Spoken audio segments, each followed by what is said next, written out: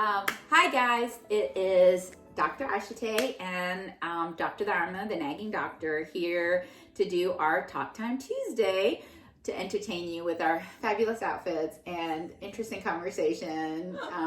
And we're gotta emphasize the fabulous outfits. It's Black History Month, and so you brought out your beautiful attire. That is gorgeous. And is that like Ghana? Okay. Mm-hmm.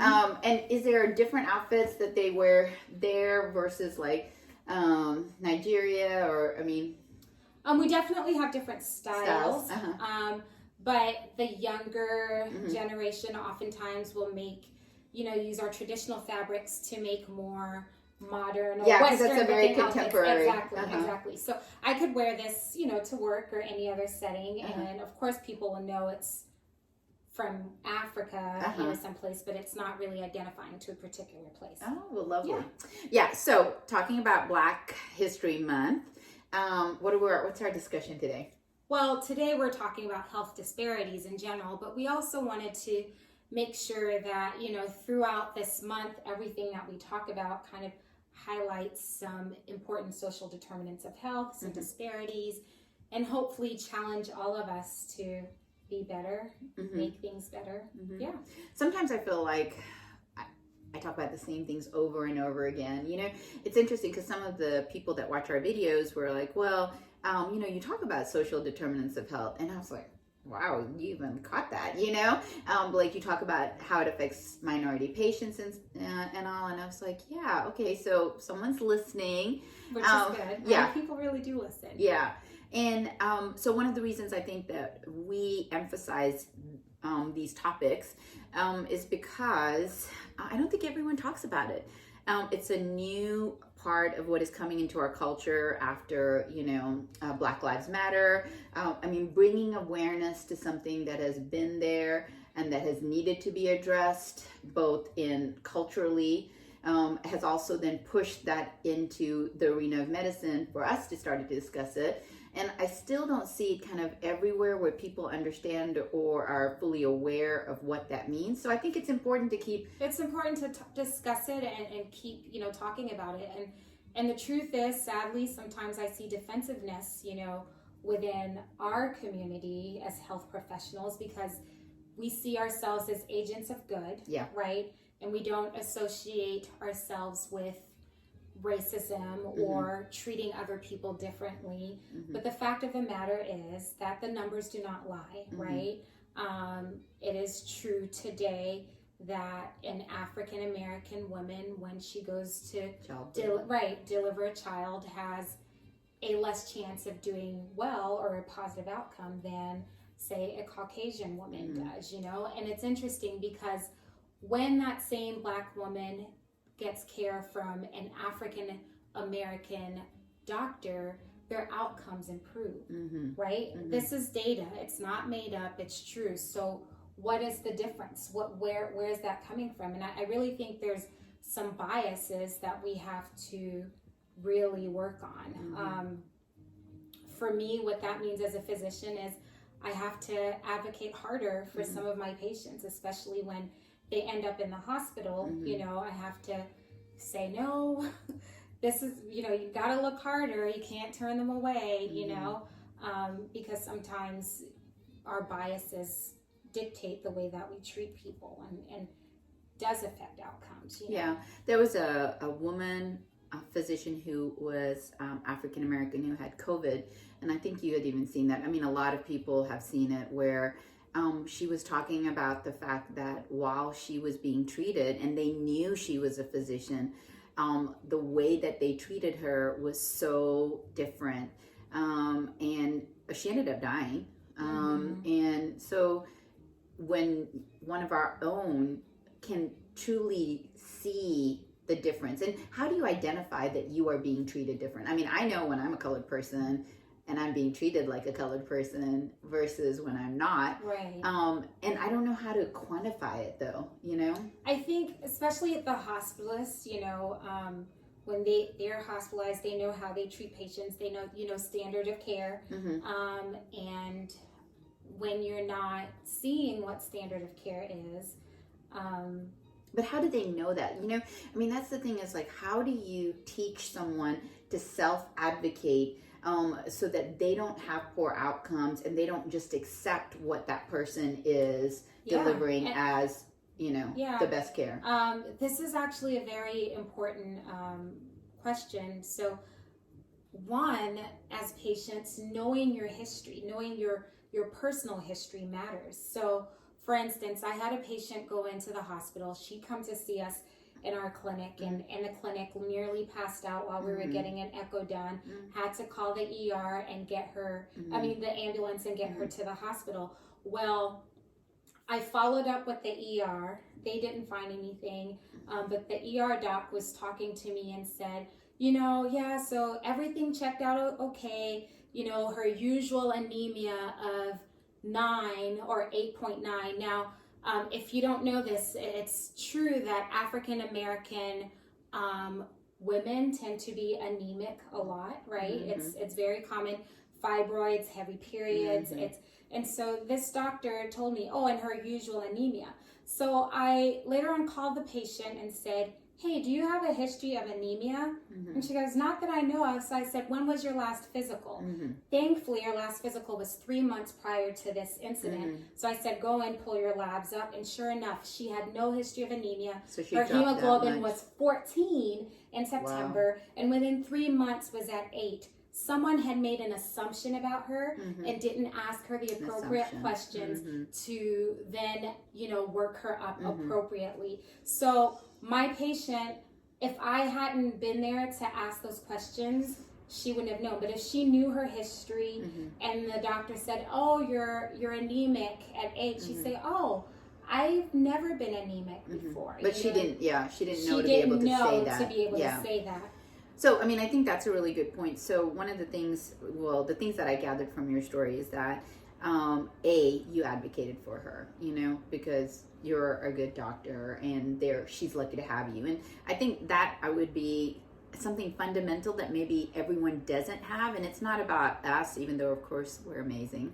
But to have a primary care doctor is super important. You know, I mean, sometimes people, they wait until they get sick to find someone who is their partner. Like you have a partner that at church, you know, your pastor, you have a partner in your life, you have the support system of your family, but it is really important to have a primary care doctor that kind of is aware of your health and what's going on in your life and that can advocate for you. You know, I mean, I've been around for a long time. And you know, I have a long time. And so I have patients who will call me and they'll be like, Dr. Narama, you know, this is what this specialist said. What do you think? You know, and to have that kind of relationship with someone is invaluable, you know? And so I would say that I think that helps you advocate for yourself is having, you know, I know for my brother when he was struggling with COVID, you know, having a advocate in his sister, because every day I would have to like fight to say no, you know, because when you're sick, and maybe then you don't also know what's going on, those are 2 hits, right? So, because you can't advocate for yourself sometimes when you're sick. So having an advocate, whether it's your family or your family practice doctor, I think is important for you to come out with a better outcome, you know? What are some other ways that they can advocate for themselves? I think one, patients have to be comfortable with asking questions. Yes. You know, and not just accepting, okay, yeah, you're going to cut on my chest. You know, ask questions. Ask, is that the best option? Do I have any other options? You know, ask, what are the risks versus benefits? So, same thing. We had another gentleman, young Black guy, had been seen, you know, back in Houston, and was diagnosed with asthma at the age of 20, which makes 0 sense whatsoever. This kid thought he was about to die, so he decided to drive to Dallas, you know, to be closer to family. Anyway, long story short, discovered that he had a PE, okay?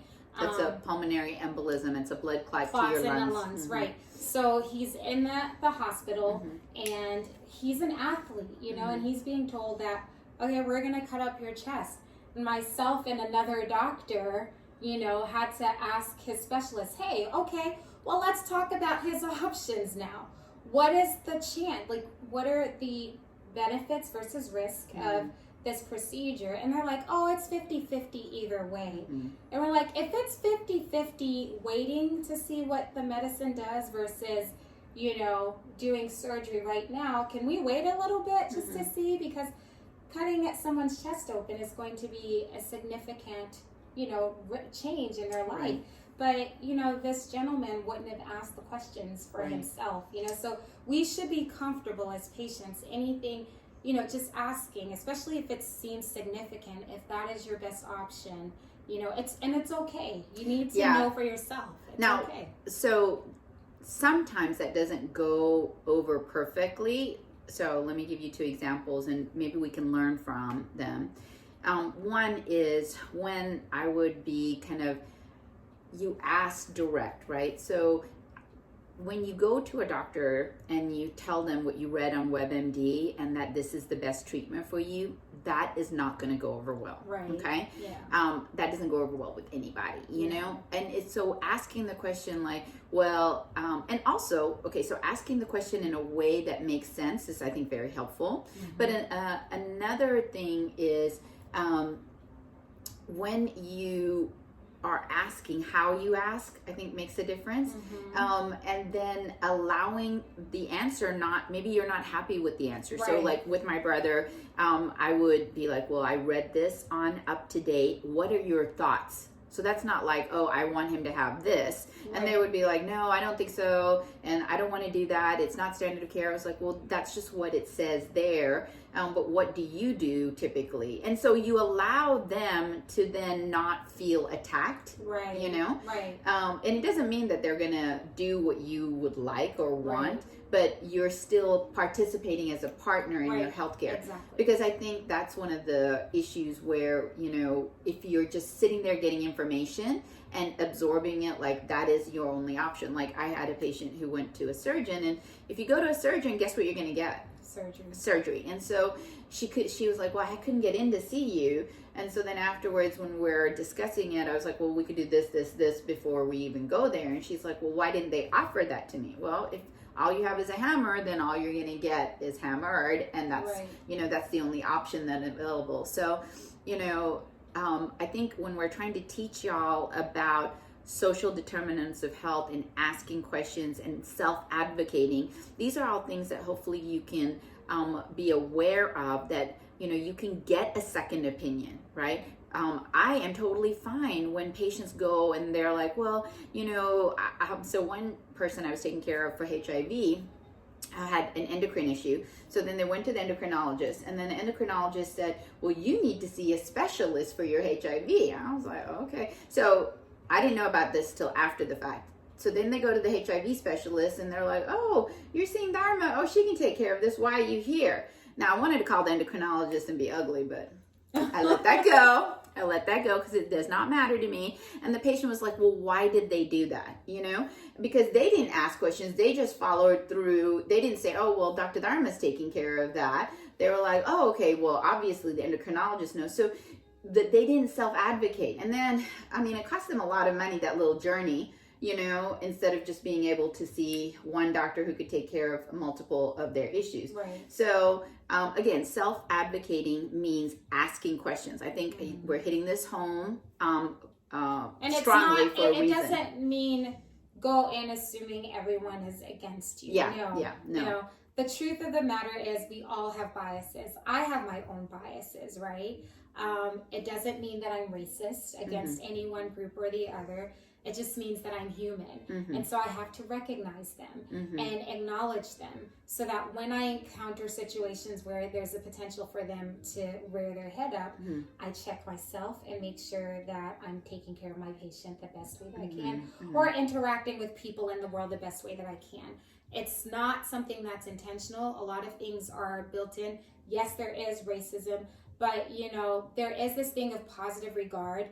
Assume that when you go see someone, they mean, you go see your doctor, they mean well for you. So when you're asking questions, it's not from a place of being critical. It's from a place of truly trying to participate in your care. Mm-hmm. And having that knowledge, Mm-hmm. asking questions in a respectful manner Mm-hmm. to allow for, appropriate engagement. But at any point when you feel like, I'm not sure, that's what your PCP is for. Having a Mm-hmm. good relationship with your primary care doctor Mm-hmm. allows them to be able to advocate for you or teach you or help you make decisions. And I like that when you said, when you feel a certain way, believe in yourself and trust your own instinct. Like there's another really huge video online about a very well off African American female who delivered her second child. And I mean, they kept on saying, hey, there's something wrong. Then again, another hour or two, there's something wrong. And by like hour 4, when they rush her back into surgery, she died on the table. And this was after delivery. And yet, so they were pointing it out, and they kept on, saying something, just like your other patient who had to come back. So at what point do you, what do you do when you're like knocking on a door, and they're not listening? What do you do? What do you do? I would say for me, you don't want to mess with me, because it's just like at a store, right? I'd like to talk to the manager, and you do not want me to be the bitch that I can be, like, let me be for real, Yeah. Like even when it came to my brother, I would be very respectful and very cordial. And then at the end of the day, then, at some point I'm going to advocate, because I'm not going to let someone I love die without fighting for them, And the same thing is true whether it's a price tag on a cute outfit or if it's a patient. No, seriously, it's the same. I want you to fight. We've had a video before, I think it was Nanny Doctor or something, where I was like, you need to fight for yourself, for the people that you love. You need to advocate for yourself. Do not sit and let people tell you this is how it is and you're going to take it, because you don't have to. And if you don't know and you are concerned or you have questions, people send me DMs all the time, like, what about this? What do you think of that? And I try to answer them. If I forgot to, someone can like re-DM or send, like one of us will answer it, especially if you're in our practice. But the point is for you to take home from Dr. Ashute and me is like, we want to empower you. That's what we want to do today, is just, especially if you are a minority. And I do think bad outcomes happen to Caucasians as well. Yeah. But I think we all realize that as minorities and in celebration of Black History Month, we want to really be truthful and be transparent and honest that these are the things that are going on in healthcare today, and that it is something that we need to talk about. And if we don't talk about it and we just kind of cover it underneath the rug and just pretend like everything's okay and we're all happy, then nothing changes. And change is what is necessary right now. Change is coming, and we are on board, honey. We are on board. So we hope this talk was helpful for you. We'd like to continue the conversation. What have been your experiences? How are ways that you've advocated for yourself? Teach us something. Let's teach each other. And yeah, let's keep this moving. Yeah. So we'll see you next week on Talk Time Tuesday. Bye. Bye.